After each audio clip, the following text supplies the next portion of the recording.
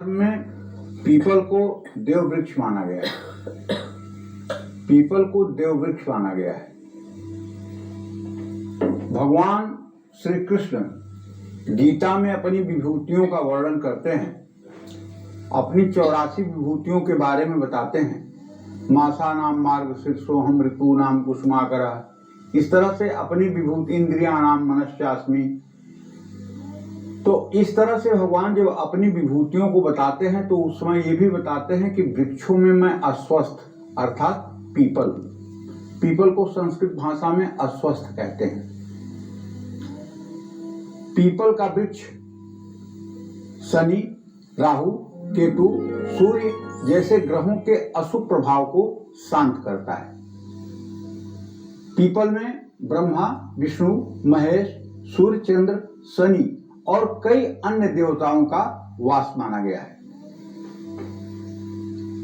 शनिवार को पीपल की पूजा, दीपदान और परिक्रमा करने से शनि की 7.5 ढैया और महादशा के प्रभाव में कमी आती है। पीपल के नीचे शिवलिंग की स्थापना और पूजन करने से राहु केतु के कारण जीवन में आ रही उतार चढ़ाव की स्थिति दूर होती है। रविवार को पीपल की पूजा करने से सूर्य ग्रह मजबूत होता है, जिससे सम्मान, नेतृत्व क्षमता और आत्मविश्वास में वृद्धि होती है।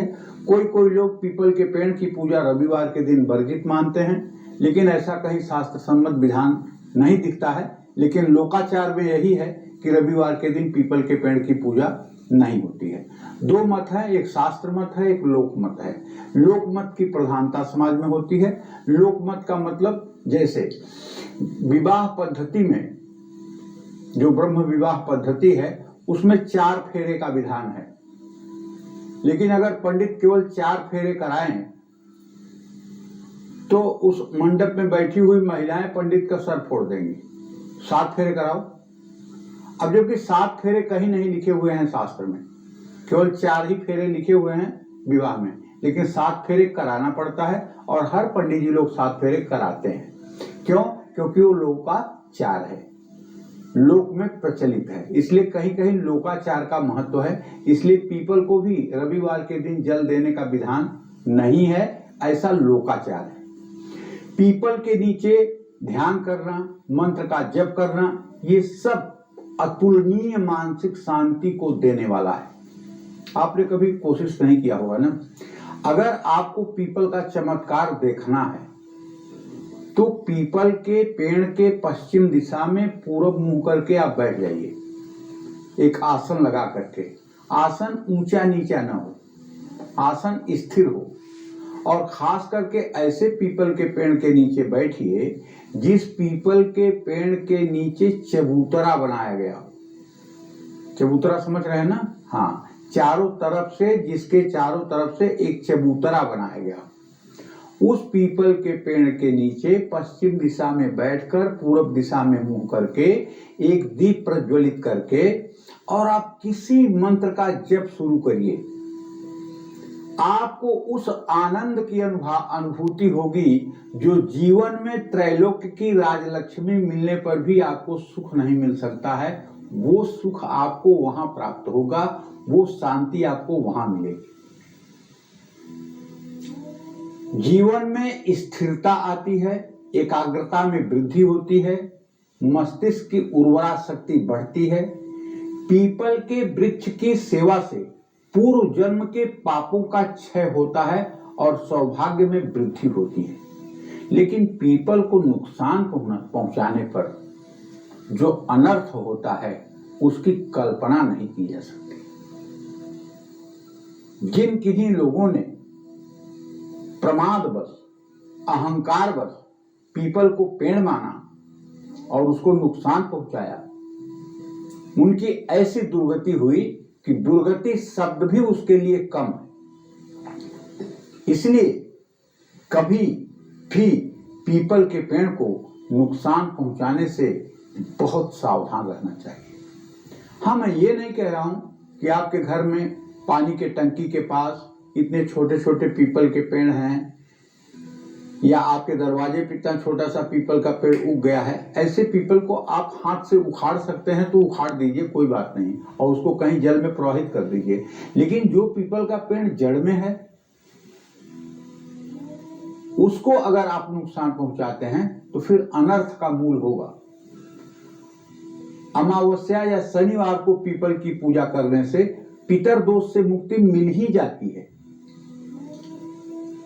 घर के पास पीपल लगाने और नियमित पूजन करने से नकारात्मक ऊर्जा दूर होती है। लेकिन ध्यान ये रखना है कि पीपल का पेड़ पूर्व और उत्तर दिशा में नहीं होना चाहिए।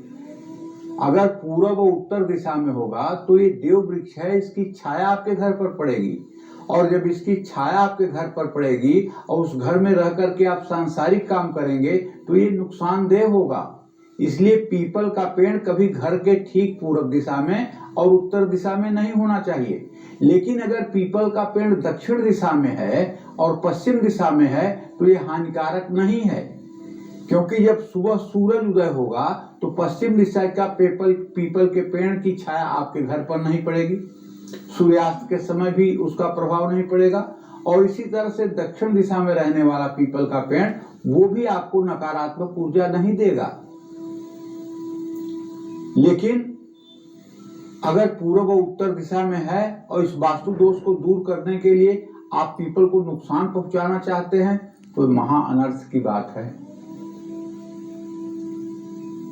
हाँ, पीपल की छाया में बैठना और उसके पत्तों का प्रयोग करना रक्त, त्वचा और मानसिक रोगों में लाभकारी होता है।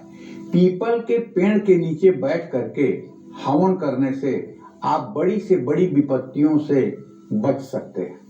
जैसे पीपल के पेड़ के नीचे गाय के उपले को जला करके गुड़ और घी को मिला करके 16 बार श्री सूक्तम के मंत्रों को पढ़ते हुए हवन कर दीजिए 16 बार। तो विश्वास के साथ कहता हूं, ये उपाय सिर्फ 16 दिन कर दीजिए तो आपकी दरिद्रता दूर हो जाएगी। पीपल के पेड़ के नीचे कितना भी बड़ा सहस्त्राबाहु की तरह कोई आपका शत्रु हो, उपले को जला करके काली मिर्च और घी मिला करके सर्वा बाधा प्रसन्नम त्रैलोक्यस्याखिलेश्वरी एवमेव त्वया कार्यम अस्मद् वैर विनाशनम स्वाहा, इस मंत्र को बोलते हुए 21 आहुति घी और काली मिर्च से दे दीजिए तो आपका दुश्मन सहस्राबाहु की तरह भी होगा तो भी घुटने टेक देगा और आप दुश्मन के प्रकोप से बच जाएंगे।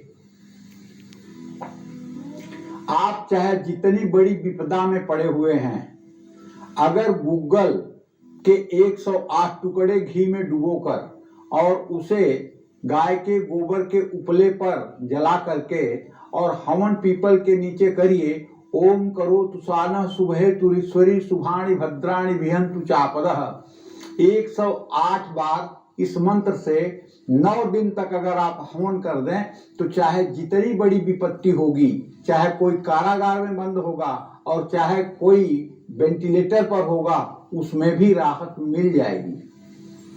पीपल के पेड़ के नीचे गायत्री मंत्र का रोज जप करने से, 3 माला गायत्री मंत्र का जप करने से चाहे जैसी एंजाइटी और डिप्रेशन की शिकायत होगी उसमें राहत मिल जाएगी।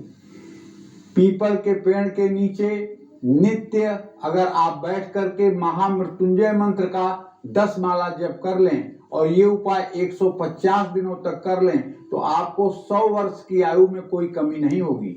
जिन लोगों की कुंडली में अल्पायु योग है, जिन लोगों की कुंडली में अल्पायु योग दर्शा रहा है, ऐसे लोगों को ये उपाय जरूर करना चाहिए। पीपल के अनंत उपाय हैं, पीपल के उपायों का कोई अंत नहीं है।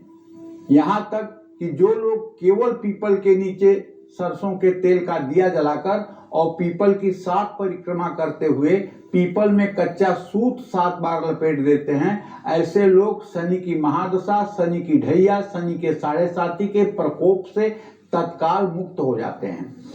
और पीपल के नीचे सुंदरकांड का पाठ करने से हनुमान जी की कृपा प्राप्त होती है और शनिदेव प्रसन्न होते हैं। जय मां विंध्यवासिनी।